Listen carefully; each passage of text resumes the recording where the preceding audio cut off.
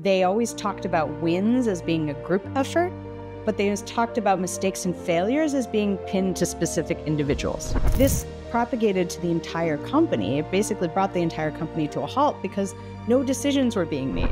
How would you have started helping them gain the visibility into their own actions and the effect that was having on the entire company? It's, creating a culture where people are not afraid to make a mistake, not afraid to say what they really think, not afraid of retribution. When you are working with somebody who is difficult, the first step should be to get curious.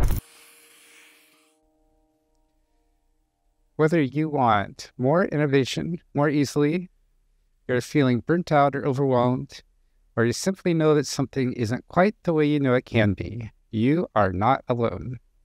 I hear the same from leaders every single day.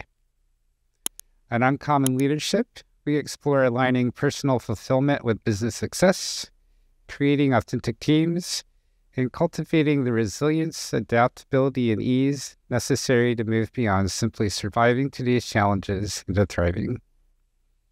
I'm Michael Hunter with Uncommon Teams, and today we'll uncover fresh insights into what it means to lead today.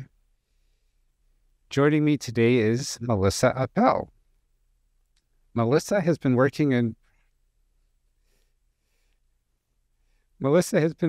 product management for over 20 years and is now a product coach, author, and speaker. She recently co-wrote Aligned: Stakeholder Management for Product Leaders, which cool cover you can see in her background right by the purple dragon. And she's so good at pointing exactly there. I'm so impressed. Welcome, Melissa. Thank you for having me. When did you first recognize that integrating your whole self, bringing that into everything that you do, might be a valuable approach? Well, early in my career, I was mystified by politics, which I think a lot of people are, right? How does it work? How do people just know what to say in different scenarios? But eventually I learned that the secret is simply getting to know your colleagues as fellow human beings. And that also means being transparent yourself. So this is not to say you should be completely open book, right? It takes time to develop that kind of trust. And it doesn't mean that you should tell everybody everything all the time. But you should be honest about what your goals are, what your frustrations are, what your concerns are, and also take the time to learn about what other people's goals are, what their motivations are, and just who they are as a person. What does that balance look, sound, smell, feel, taste like for you? The balance between revealing everything and sharing a little bit. Yes, revealing everything and hiding everything. Yeah. There's certain things that maybe you don't want everybody to know about, like the reason for your doctor's appointment, right? Like you don't have to tell everybody everything. But I think that sometimes people appreciate a little bit of transparency and a little bit of honesty. And that's how you build trust, right? You build it over time. You reveal a little bit, you hope they'll reveal something, you ask some questions, and you sort of get to know each other. And so, being true to yourself, having integrity, being honest with yourself, and doing what you feel is the right thing to do, I think is about bringing your whole self versus telling everybody everything about you. To people who maybe aren't so comfortable doing this yet, how would you suggest they could get started? You can get started with something kind of innocuous, like, hey, this last weekend, I, went to the grocery store and there was a really long line because they were out of sidewalk salt because it's the winter, or whatever it is, right? Like something a little bit, and see how the person responds. A lot of times you have to sort of get things started in order for other people to join in and sort of reveal something about themselves. The chit chat a little bit at the beginning of meetings is not just fluff. It's helpful to kind of ease tensions and, make a little connection. So you can start with something little and, see where it goes from there. For people who are worried about getting everyone to participate.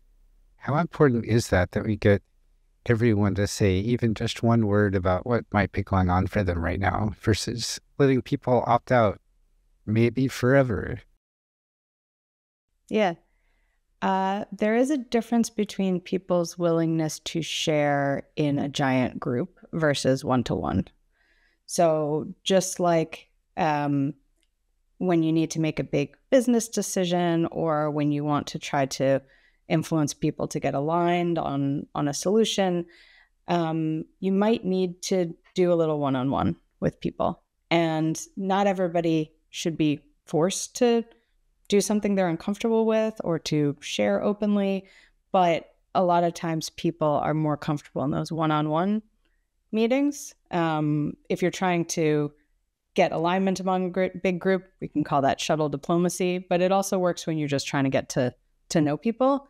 And there's also like in online meetings, for example, I worked with someone who did not want to speak up in meetings, but she utilizes the chat.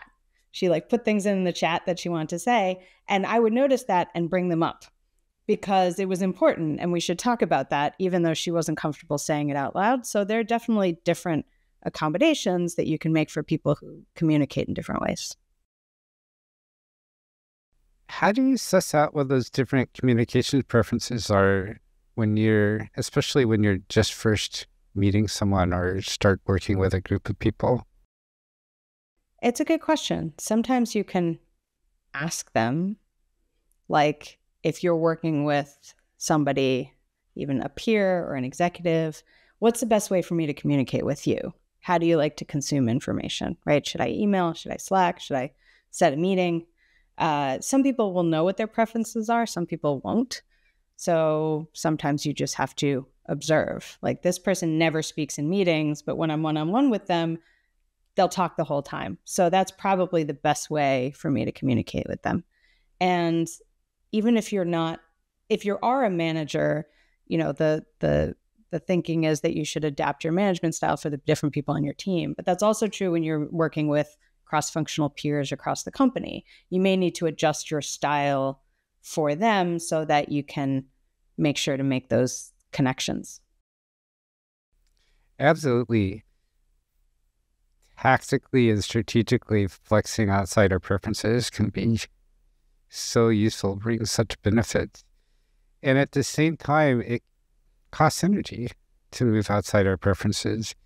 How do you choose for yourself and how do you help the people that you're working with discover how to balance that in any particular moment? That's a good question. This goes back to being your kind of true self, right? If you're an introvert, if you don't like speaking in front of crowds, you shouldn't necessarily be expected to like do that all the time. So, trying to figure out where that balance is and where you can meet in the middle is sometimes helpful. I know different people have different leadership styles. So some people will, be the loudest voice in the room. And a lot of times that's seen as leadership, right? I have the opinions, I'm saying the things, I'm in the room. But there are other people who prefer those one-on-one conversations. They set everything up in the background through a whole bunch of work, that nobody sees so that they don't have to say anything in the meeting, so that people are kind of already in alignment coming into it because of all that work they did. So I think that if somebody's leadership style is not as visible and you notice that, it's helpful to be an ally, right? So if you can help somebody out who maybe, they're kind of reaching the limits of what they're comfortable with, but there's something else that's needed, you can help them. Or you can look for your own allies to help you. I like that on both sides. When we're just starting to work with a group, maybe we're a new manager or just joining a new team, how can we start to uncover what these hidden undercurrents of leadership styles and preferences and all the undercurrent of politics and everything is going on. So, as far as leadership style, I think there's some observations to be made, right?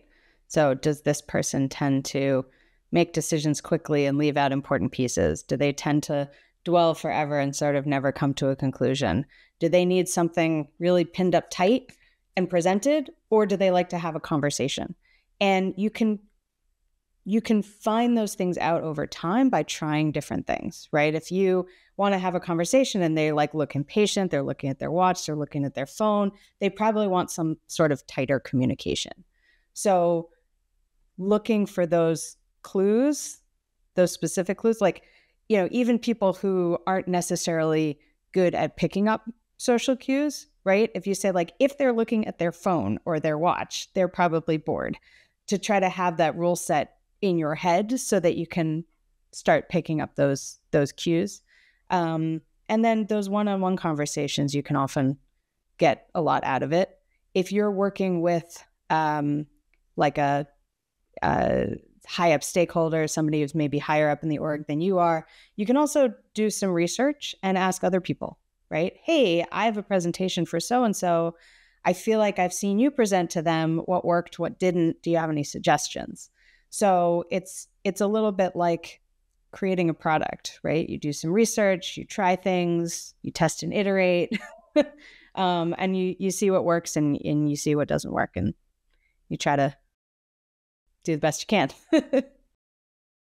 I like that analogy a lot, that every relationship we're building is a product that we're building. And whatever works for us to understand what our customers are asking for and right. what they are really asking for that they don't know to consciously ask for so that we can delight them are all the same things that are probably going to work for us in understanding who someone is, how they work best, and how to interact with them in a productive way. Yeah, we actually talk in the book about stakeholder interviews as being essentially the same thing as a customer interview. So if you're doing an interview with your stakeholder, you should, instead of pushing your own agenda, you should find out how things are going with them, right? What's the biggest problem you're trying to solve? How is your team measured? Those kinds of things to sort of find out about their perspective and their worldview before saying, well, what do you think about this? And you do the same thing in a customer interview. You ask broad questions before you get specific to find out about how they think, how they work, what's working, what's not working, because they can't necessarily tell you what the problem is. They can maybe offer a solution that may or may not be the right solution, but you can kind of suss out what the context is by asking broader questions.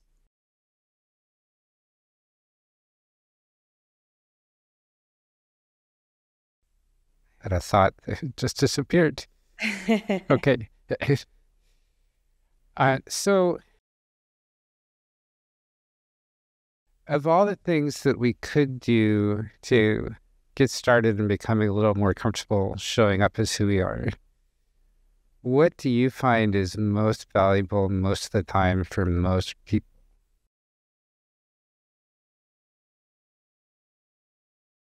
I think in order to show up as you really are, you need to build trust.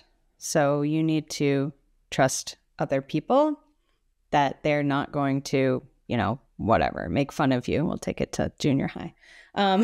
But, it goes into the psychological safety, right? That you have to feel comfortable sharing something without worrying about what the other person's going to do with it. And I feel like that helps define trust, that you trust them, that whatever it is that you say or do, they're going to, not like that they're going to accept it and work with you rather than, telling you you're dumb or, saying, well, that's not right. And people, people do that. It's different people have different styles. But I think building trust is the first step to be able to come to a situation as your true self. And that involves getting to know people and making connections. How much do you find that needs to be done or is most productively done by sharing of ourselves versus employing curiosity about them? For example, talking about the stuffed animals I have in my background versus asking, ooh, is that a Lego DeLorean? Did you build that yourself? How long did it take? And all kinds of questions like that. Yeah. I think it's both, right? If you ask somebody about themselves and they're not sure about you yet, they might not fully share with you. So it needs to be a little bit of both, right? Definitely being curious and asking other people questions. This is Dale Carnegie's key recommendation in How to Win Friends and Influence People is, you can win more friends by asking about them than by talking about yourself. But at the same time, you need to make sure that they feel comfortable sharing with you. And that involves a little bit of a two-way sharing. So it's a give and take, just like with everything else in software. Yeah. It's an iteration, right? That you don't want to just tell them everything about yourself and then so what's up with you? And the same way the other way, right? It can feel like an interrogation if you're just asking them questions and not revealing anything about yourself. They're like, well, why are you asking me all these questions? So it has to be a little bit of a back and forth and an iteration over time to build trust. You can't do it in just one sitting. We've got through a lot of tools and strategies already for building cultures where people feel safe and empowered to bring their unique talents into everything that they do. What else do you employ as you're working with teams? So I can give some examples too. I talked a little bit about psychological safety, and some people define psychological safety as something like being emotional all the time, and that's not it at all. It's, creating a culture where people are not afraid to make a mistake, not afraid to say what they really think, not afraid of retribution. And that actually takes a lot of work and it takes a lot of reflection about how you respond to things. So, for example, I had one client where they always talked about wins as being a group effort, but they just talked about mistakes and failures as being pinned to specific individuals. Now, I don't know if that was something they did on purpose or something they did by mistake, but the problem was that made people afraid to kind of take any action, do anything risky or innovative because they were afraid of being called out on it if it didn't work. It also caused people to point fingers and blame others and throw people under the bus, right? And so thinking about how you deal with mistakes or failures, right? If you go the route that a lot of software engineers do and say, okay, something went wrong, let's do a retrospective and figure out what happened, not to blame people, but to prevent it from happening again in the future. And to take kind of the individual people out of it. Okay, maybe it was somebody's fault, but they're probably acting within some sort of system, or they didn't have the right information. Whatever it is, let's change the system so that doesn't happen again. I also had another client where the CEO got mad anytime anybody on his executive team made a mistake. He tended to fire people or demote people. And so the executives never wanted to make a decision because they never wanted to be held responsible for something, because then, they feared the kind of retribution. And this propagated to the entire company. It basically brought the entire company to a halt because no decisions were being made. No initiatives were moving forward, right? They got into this analysis paralysis because the executives wanted perfect information before they were willing to make a decision. But we know that's pretty much impossible. So in that case, what had you been brought in to help them with, and how did that end up adjusting this whole analysis paralysis, don't make me make a decision dynamic? Yeah. So I was brought in to help a group of product directors with stakeholder management. And as I got into it and talked to people, it was really just one key stakeholder, which was the CEO. And the executives on his team wouldn't make decisions. And so what that translated into is that every meeting you had with an executive was them grilling you and asking you questions you couldn't necessarily answer. And then you answered those questions, next time there would be a new slew of questions. Like nothing was ever good enough, nothing was ever right. And it was essentially an impossible situation because of the way that the CEO had set up that culture, where people were so afraid of making mistakes that they wouldn't make decisions. And that translated into them asking, impossible questions for the people trying to move these initiatives forward.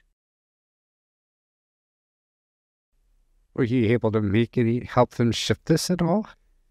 I wish I had had more time in this contract to help do this, but sometimes, the person at the top, if they're creating a certain type of culture, it's hard to get out of that, which is why it's really important for leaders to really think about how their actions translate into how the company operates, right? The same CEO is annoyed that things aren't moving fast enough, but isn't looking at his own behavior to see how he's, at least in part, causing that problem.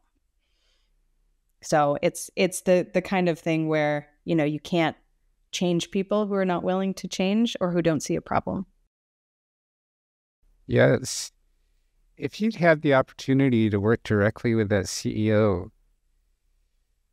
with willingness on their part, how would you have started helping them gain the visibility into their own actions and the effect that was having on the entire company? Yeah.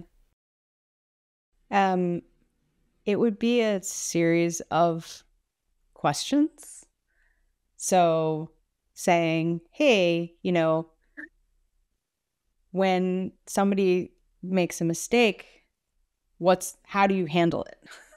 And just getting them to think about what they do, thinking about an example of when they've done that, and sort of trying to get them to come to their own conclusions versus just saying, hey, this is bad, you should stop doing that.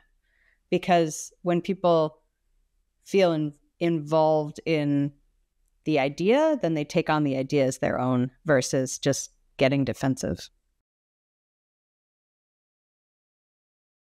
If you had been able to help people farther down the chain interact more productively with people up the chain, what suggestions might you have them start with?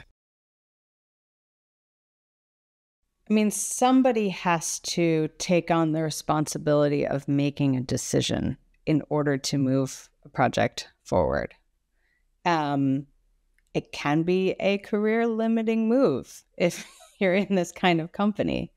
So, it's a balance between make a decision and get something done versus don't get blamed for things. But I had a example where the culture was not the same, but I was working with an engineer who was hesitant to reduce the scope in a certain way in order to deliver something for a large client. And I said, listen, I will take responsibility over this decision. If anybody comes to you, you can send them to me. We just need to get this thing done. And he was happy with that. So sometimes it's a matter of defining how decisions get made and who's responsible for the decision. And if the group can agree on how the decision should be made, then we can just go ahead and make them. Which I can imagine in that kind of culture would be another decision no one wants to make. Say that again? I imagine in that kind of culture, like of this company where we've been talking about, that this would be another decision that no one wants to make. Right. Nobody wants to decide how decisions are made. But it's a less risky decision to decide how decisions are made than it is to make the decision. So, if if the group gets together and they say, actually, you know what, the only safe thing to do is let the CEO make all the decisions, and see if the CEO is okay with that. If he's happy with that, great, we'll let him make all the decisions. If he's not, then he has to sort of think about how to unblock decisions from being made. This seems like a key thing that you just said, that it's not an all or nothing thing. If this decision or problem or question or quandary is too big or scary or impossible to solve, then look for a smaller one. And if that's still too big or scary or impossible to solve, then go to a small one. Eventually, we'll get down to something tiny enough that maybe it's, can we all agree that we're going to have lunch today? We don't have to go together. And everyone, maybe that's something that everyone's willing to make a decision on. And then that gives a foundation for doing something a little bit bigger. You can use if you can agree on a decision-making process, you can do a proof of concept with a kind of lower risk decision, right? So, find something where it's not, the future of the company isn't depending on it. It's whether to assign this one person to this project, or, whether to, make the feature change for this customer versus this customer. Something where it's not like deciding on the future strategy of the company. You want to take kind of a lower risk decision to try out the process. And we talk about decision-making processes in the book as well, thinking about there's different kinds of ways to make decisions, right? There's directive, which is the person at the top makes all the decisions. There's kind of everybody votes on the decision, and whoever gets the biggest vote, that's kind of the democratic way, but you might not get a perfect decision. And then there's what we advocate for, which is participatory decision-making, where there's one decision maker, but they have the responsibility of getting input from the rest of the team and coming up with a decision that then the rest of the team will agree to move forward on. And then you have to figure out who that decision maker is. And it could be different depending on what the decision itself is, right? If it's a strategy change decision, that's probably the CEO. If it's a button color, right, that could be the engineer. So depending on what kind of decision, you can have a method to figure out who's responsible, like who should be making the decision. Why do you advocate for that option over all the other decision-making algorithms?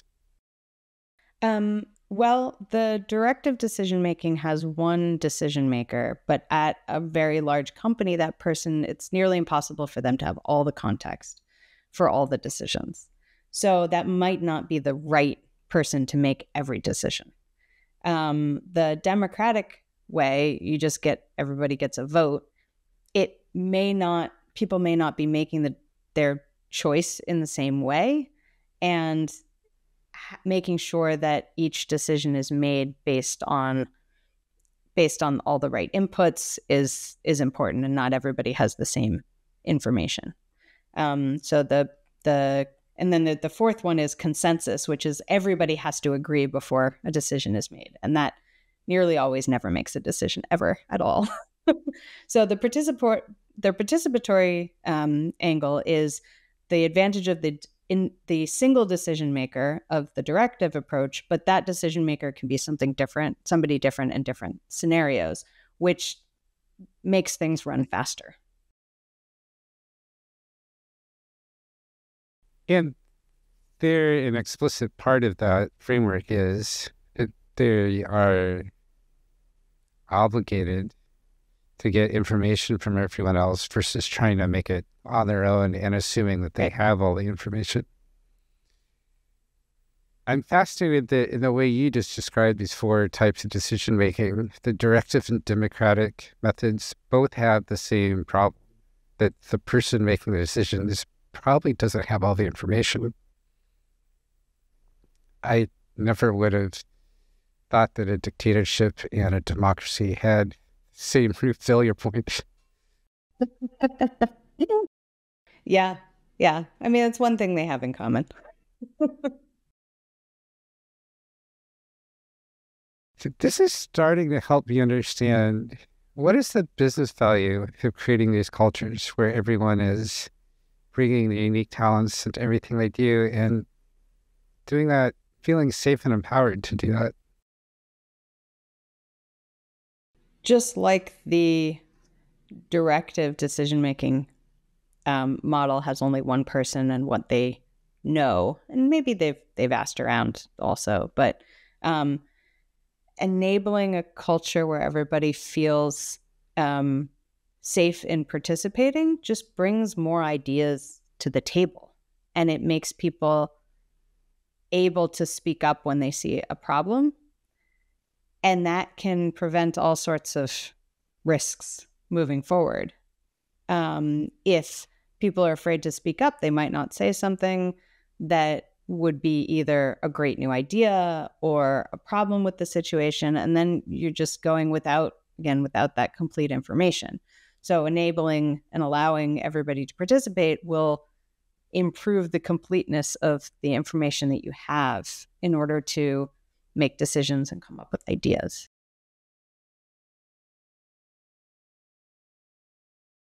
So if I was to make an analogy to that, if we're judging the best book of the year and everyone, all the judges only read nonfiction, probably going to have a hard time getting the best fiction book or poetry or anything other than specifically nonfiction, other than maybe by random chance.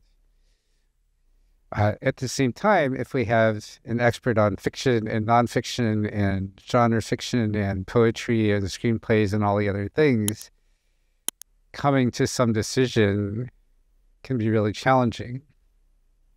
Which I guess brings us back to the decision making of what framework do we choose to make the decisions so that we can incorporate all of these diverse viewpoints without going into the analysis paralysis of trying to rationalize and come to a consensus across all of that. Well, when you're choosing the best book of the year, it's a little bit more about just opinion. But if you're choosing the best idea to move forward with on your product, you can probably compare that to what your goal is and what your strategy is. So I advocate backing up and making sure that everybody is aligned on what the goal is, what the objectives are, what the strategy is, what the vision is, so that you can make a better decision about how to move forward, so that it's not just opinion. And having diverse people in the room from different functions, from different backgrounds, can help spot things that a homogeneous group would not necessarily see, like a certain risk or like a certain, new idea that nobody else had thought of. And so aligning on what the goal is the first step, and then figuring out how to accomplish that goal is the second step. And that makes it a lot less about opinion and more about what we think will create the most value and drive towards our objectives. Yes, okay, that makes sense. It's not just what is the best book of the year, it's what counts as a book. Is a screenplay a book? How do we define best? What criteria are we judging on? Is it strictly everyone's opinion, or are there more concrete or constrained categories that we are Right. aggregating into a decision, or what is the process that we're using to make a decision? I guess we always go back to that. Because if you talk about the goal of picking the best book as being the one that made the most money, now you're like, okay, now I know how to make that decision. Because I get some data and I say, okay, which one made the most money? That's the best one. If you have a more subjective criteria, like which one was the most enjoyable for whom, right? Is it the best kids book? Is it the best, like, who's the audience? And how do you define what enjoyable is?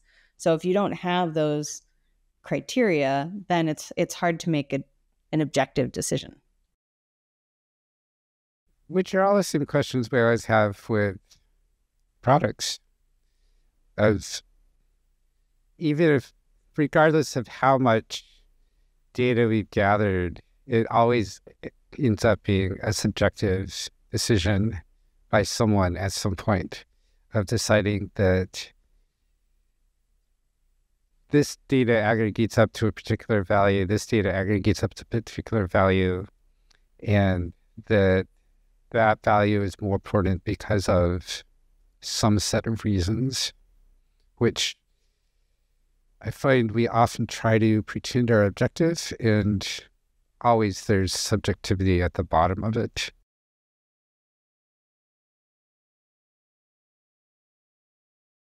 You mean like it's just hard to gather enough information to be able to answer the questions you need to make the decision? Unless the criteria is strictly which button color gets the most clicks, that's the one we're going for, then there's going to be subjectivity involved. Yeah. Of deciding which clicks do we include.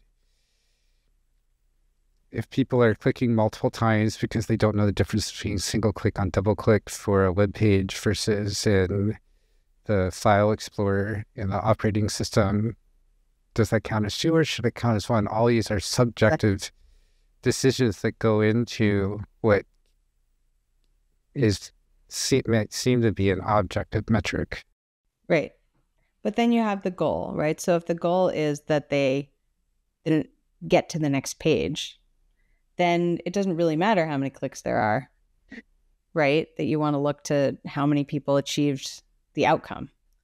And then there's also, you might need to make a hypothesis saying like, hey, we don't have information on this. We can't really gather that information until it's launched. But our hypothesis is that if we do it this way, we'll have this outcome. So then you test it. You say, let's do it that way and see what happens. And if it doesn't work, let's do it the other way. And so that's when you can make a decision and do something and see whether or not it worked. Amazon has this concept of one-way door versus a two-way door. If that decision is reversible, right? Let's make the button this color versus that color, then it's an easy decision. You just do it. And if it doesn't work, you do it the other way. Some decisions may be one-way doors where you can only make the decision once. You can't come back. Those are more difficult. And those you may need to do additional tests before making that decision. That's a nice distinction of reversible versus irreversible. It helps make clear the risk or one aspect of risk involved in the decision. Yeah. Is that maybe a primary reason of creating these cultures of mitigating risk?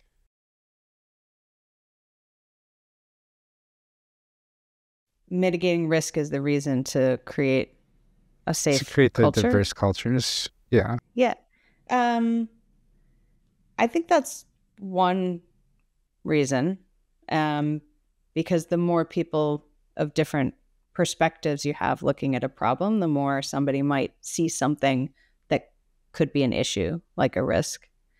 But on the other hand, there's also just, you get more ideas because people have different experiences and they might remember something from their own background that other people haven't experienced, and that might spark some creative idea. Right. And that's partly mitigating risk, but it's also Creating increasing opportunity. Yeah.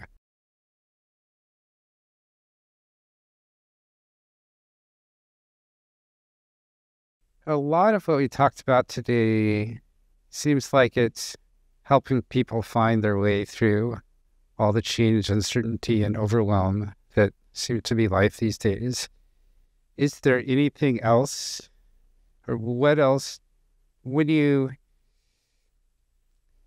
explicitly looking to do that, is there anything else beyond what we talked about today that you tend to employ?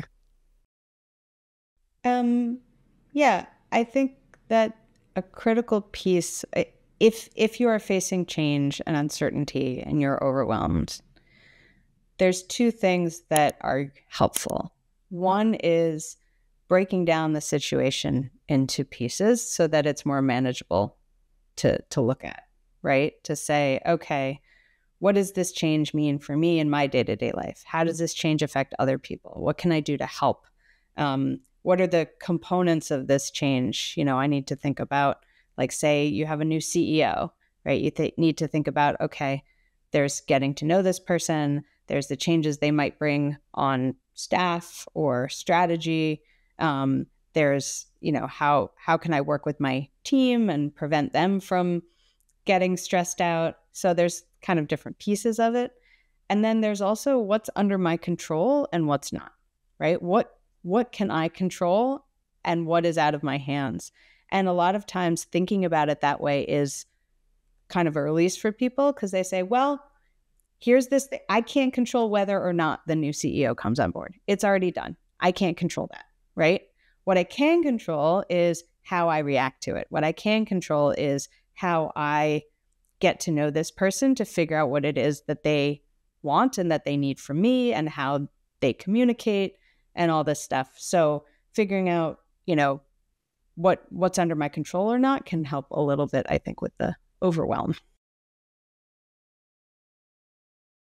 What we control versus what we can't sometimes is hard to discern. Mm.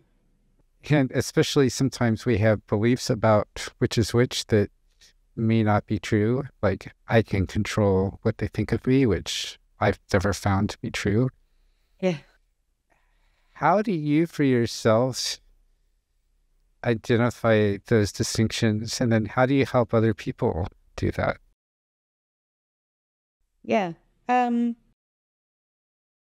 think you have to take each thought individually and examine it, right? So if you say, I can control what they think of me, well, I can control my own behavior and how I present myself, but I can't control what they think of me. But there is something that I can do, and that's to show up in a certain way, or to be, to try to be accommodating to a certain extent. So thinking about each statement, right? Even just writing them down, what I can control, what I can't control, and then just taking another look, like, can I really control what they think? No, but I can control the inputs that make them arrive at that decision or that thought.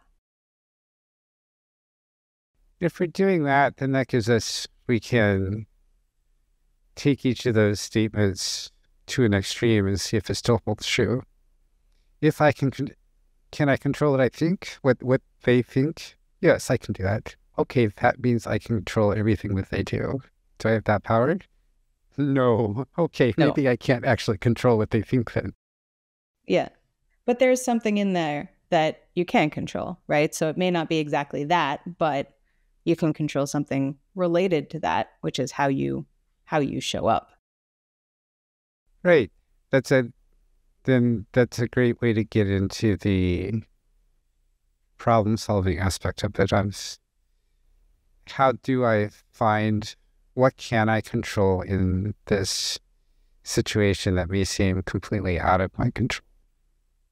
So as you said, we can always control how we're breathing, how we are showing up, that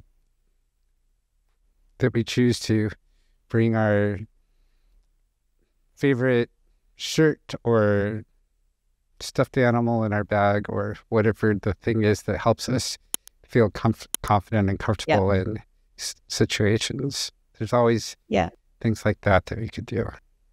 Yeah. And we can also control how we talk about the scenario to our team and our peers, right? So I've found in managing teams that a certain amount of optimism is helpful so that people don't get overwhelmed by change, and so that people can help make their own decisions about how they're going to act. Not like extreme optimism, like, we're going to be fine, no big deal, when the company's like losing lots of money every month. But it's, hey, listen, we're losing money, but what we're going to do about it is we're going to come up with creative ways to cut costs. And so that's sort of a spin on it that's less about like, oh, this is really annoying, and more about what are we going to do about it. And that's something that I can control, which is how I react to a situation outwardly, even if in the inside I'm freaking out, because that's how you show up for your team and how you present, what the next steps are in a tricky situation. And this takes us nicely back to where we started, that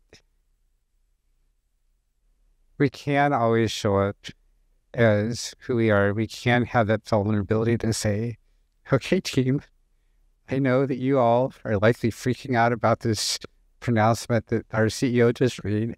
I am too. I don't know what it means yet. You'll be the first to know when I do.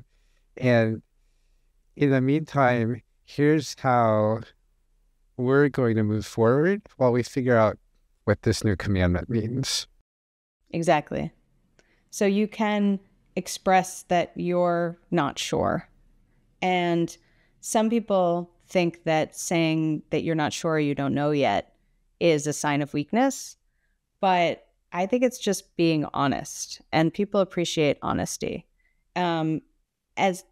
especially if there's something to go along with it. And here's what we're going to do next, as opposed to just like, I don't know, right? It's like, well, I don't know yet, but here's what we're going to do.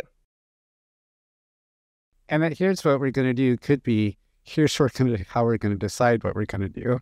Mm-hmm. And here's what I need from you. Or, here's what we've been asked for. Let's work on this together. Help make clear what the next step is, even if that's deciding what the next step is. This has been a great conversation today, Melissa. For people who would like to follow up on you on building these cultures, work with you perhaps in having you help them make their product more the way they want it to be, what's the best way for people to connect with you? People can reach out to me on LinkedIn, and I have a link there to sign up for time on my calendar to talk with me if there's a problem that you're looking to solve. And people can find the book, Aligned Stakeholder Management for Product Leaders, at alignedthebook.com. Where you have a bunch of free stuff for them to download and sample, correct? Yes, there are free downloads. I do recommend that you buy the book. Obviously, I'm the author. I'm going to recommend that you buy the book. But there's supplemental downloads and things like that, so that you can do the exercises that we suggest in the book. There's templates. We have a stakeholder canvas in the book, which is essentially a way to write down key aspects of the stakeholders that you're working with, to be able to keep track of everybody and think about how you work with them. And that's available for a free download on the website. It's great. And I'll have all those links in the show notes too. Great. What would you like to leave our audience with today? We talked about a lot of things. I think that what I want to leave the audience with is that when you are working with somebody who is difficult, or who confuses you, or whose behavior you don't understand, the first step should be to get curious, to ask questions, to try to find out as much as you can about their context, their background, their motivations, their incentives, rather than assuming that everybody's like you, and rather than assuming that their behavior is due to some personality flaw versus due to a particular scenario or situation that they're in. I like that a lot. Thank you, Melissa, for joining us today. Thank you for having me. And thank you, audience, for joining us today. Melissa and I would love to know, what is your favorite curious, inducing comment or question? What question do you like to use to open a conversation with curiosity? Please let us know. Thanks, and have a great day.